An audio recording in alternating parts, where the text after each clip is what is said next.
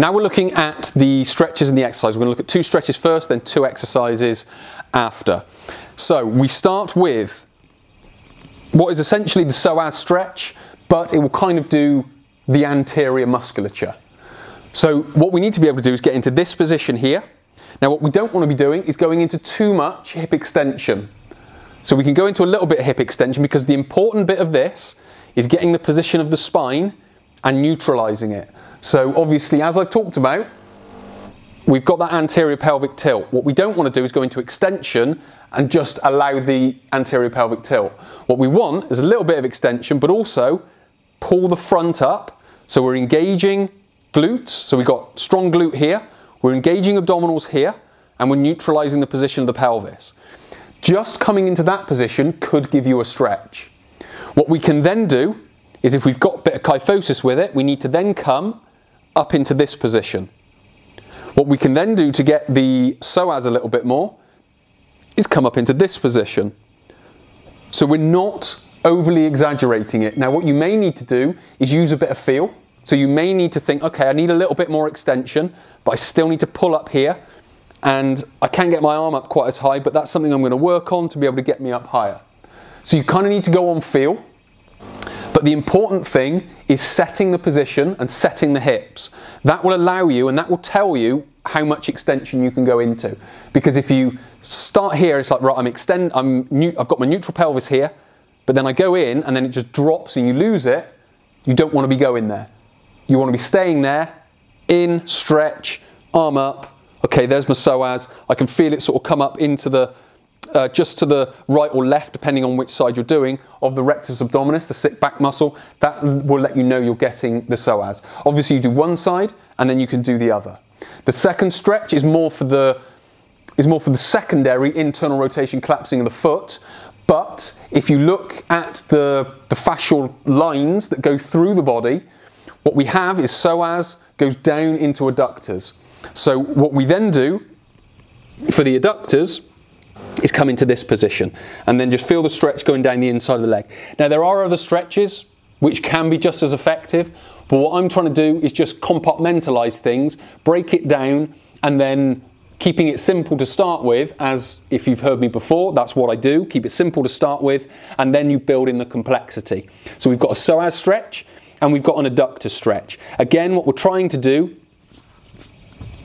is maintain that sort of neutral pelvis as we do it. So we're not hyperextended, we're not rounded, we're keeping the neutral spine, what will effectively be a neutral pelvis off the back of that, and then feeling the stretch down the inside of the leg.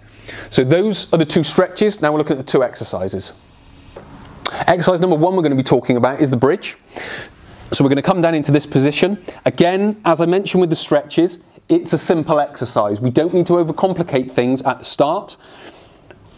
That can come later, which is how the 12-week program is designed.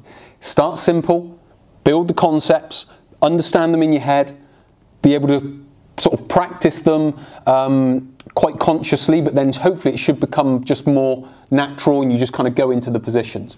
But if we talk about the bridge, again, what we're trying to do, like I talked about with the stretches, is maintain the position of the pelvis. So again, as we come up into hip extension, we're not arching the back. We're able to maintain position of the pelvis. So you can see me, I'm able to sort of hyperextend the spine and then neutralize the spine. So I can keep that in that position. Activate my glutes, activate my abdominals, which is what I want because they're both slack. So we want those activated, and then we can hold the position. And that is exercise number 1, whilst we are maintaining, number 1, the neutral posture, the neutral pelvis, and also maintaining the neutral posture of the spine. The second exercise, we're going to use a cable. Now, this is an additional exercise, but what it does help us learn is the position of the pelvis. So we would come into this type of position, again, maintain that neutral position. But what I need to do, because we need the side that's down, needs to be closest to the cable. So we come into this position, we get the position of the pelvis. So that's number 1. We bring the weight off the stack. Again, maintain glute, abs, neutral pelvis, push away, feel the glute nabs a little bit more, come back. Do exactly the same, out and back. And all we're doing with all of this is just maintaining those 6 effects, or we're not allowing them to happen. So we're getting the spine in position. Again, if the chest comes down, we lift it back up, get ourselves out of that kyphotic position. And then similar with the legs, we want to keep the arches up, the knees out. So we're again mitigating and going against those 6 effects that could be keeping us in lordosis. If you've enjoyed this video, hit the like button below and the thanks button. If you have a comment or a question, leave it in the comment section below and I'll be as quick as I can to reply. And finally, if you want to watch more of these videos, hit the subscribe button on the screen and hit the bell icon and you'll be notified when my next video is released.